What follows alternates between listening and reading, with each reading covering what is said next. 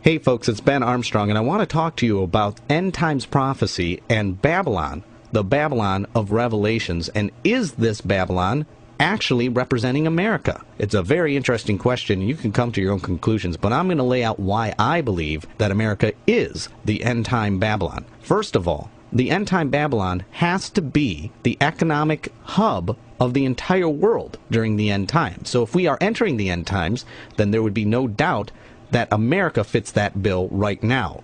Of course, if this isn't the end times, then it could be some other country. But if this is the end times and we are entering them, then America already fills that description of the end time Babylon. It is the economic hub of the world where all countries get their wealth basically through this country. And without this country, the world's wealth will collapse. And in fact, we will see that the Babylon in Revelation 17 and 18, it has an economic collapse, and the whole world has to cast its gold and silver in the streets because they become worthless. Does this fit America? Well, it does. But let's look more closely at what the Bible really says here. It describes, and I'm just going to generalize here and not go into the specific verses, but you can look this up yourself. It describes Babylon as, first of all, a harlot.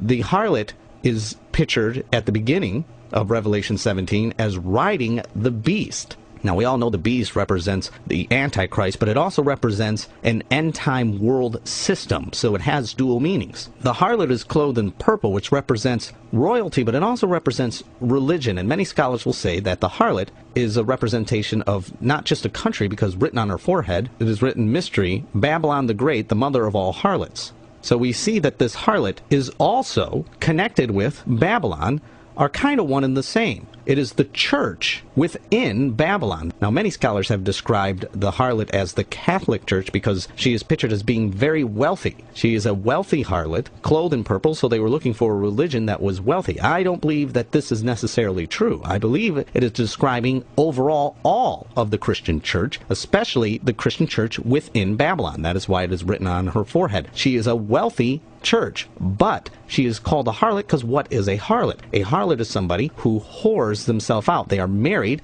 and in the Bible, the church is the bride of Christ. We are married to Christ, but we are harloting ourselves out to the world. That is the picture of her. She is drunk on the blood of the saints. You say, how does the church become drunk on the blood of the saints? Well, first of all, we have abortion, but secondly, we fund a lot of the nations that are persecuting Christians today. I mean, China, without us, wouldn't be able to persecute the Christians that they do. It is a secret sin that is within the harlot. It is described later in Revelations, where you can see that this is a sin that is hidden, but is discovered. But ultimately, we have the harlot riding the beast, who is rich and drunk.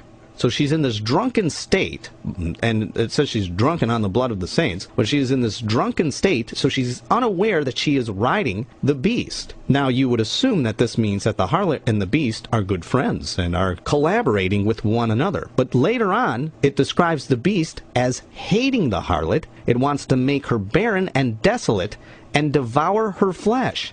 So we have a picture of the Antichrist coming through this Babylon of end times, hating Babylon, or the harlot of Babylon, and wants to devour her, make her barren, and destroy her utterly and completely. So we should be looking for an Antichrist-type figure rising up. Now, this is backed up by Isaiah 14, which talks about the beast being the king of Babylon. Now, a lot will say, well, wait a minute, doesn't the Antichrist come out of the Roman Empire?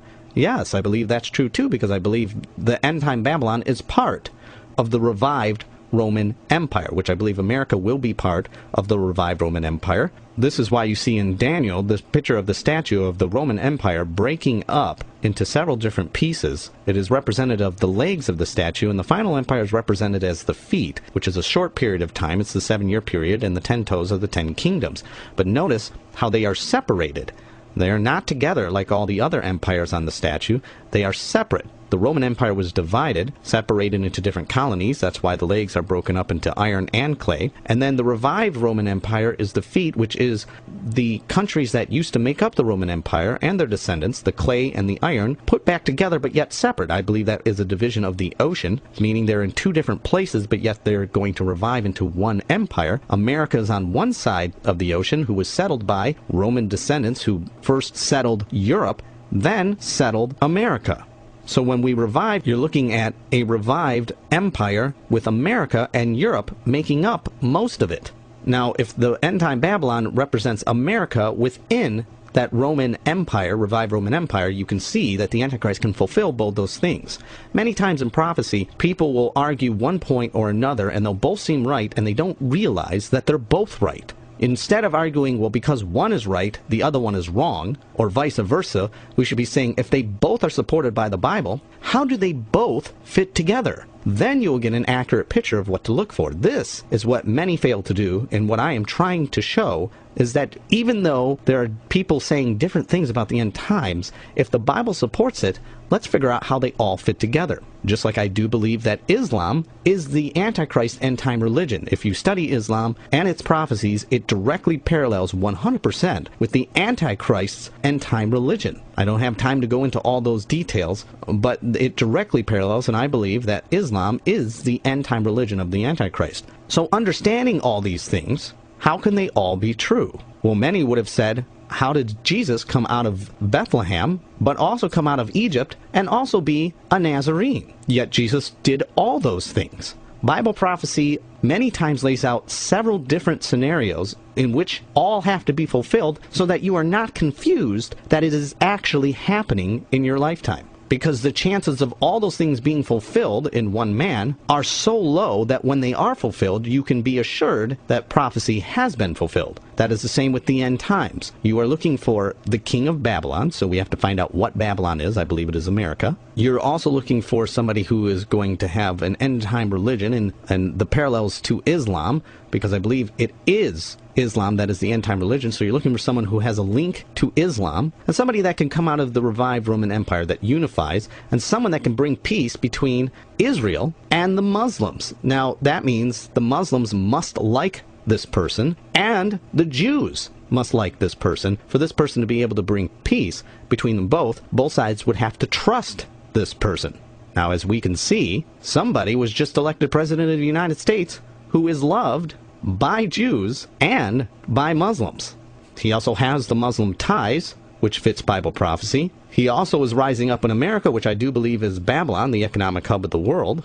And it looks as though he wants to bring in a one-world type-esque government, which would bring us and Europe together, in essence, making the revived Roman Empire. Let's continue on, though, with looking at Babylon specifically. Like I had said before, the beast hates the harlot, who has written on her forehead that she is representing Babylon, but she is also the church. This beast devours her, destroys her. And we say, well, how can this be if he's rising up through Babylon? Well, the Bible also says that the beast is the seventh kingdom, which many say is the final kingdom, but it says, and also the eighth. Many people skip over this and don't realize, hey, there's an eighth kingdom. Now, if the beast is the seventh and the eighth, and we know that the beast reigns for a 7-year period, that means in this period, you have to have a new empire, an eighth empire, evolve out of the seventh. Now, it says that the seventh and the eighth kingdom are one and the same, but yet they're different, obviously, because if one is the seventh and the other is the eighth, something changes about that seventh kingdom and becomes an eighth kingdom. I say this could easily be fulfilled by the Antichrist rising up through America, which is the Babylon of the end times, I believe, destroying it, but at the same time achieving world leader status, so that when it is destroyed, his empire is moved over across the ocean, maybe into the Middle East, where the Muslims will embrace him. He probably would not come out as being supportive of Islam until the temple is built and he enters the temple and sits down on the throne and declares himself God. This is where the Jews get very upset, because he has desecrated the temple, and there will be a rift between the Jews trusting this Antichrist figure at that moment.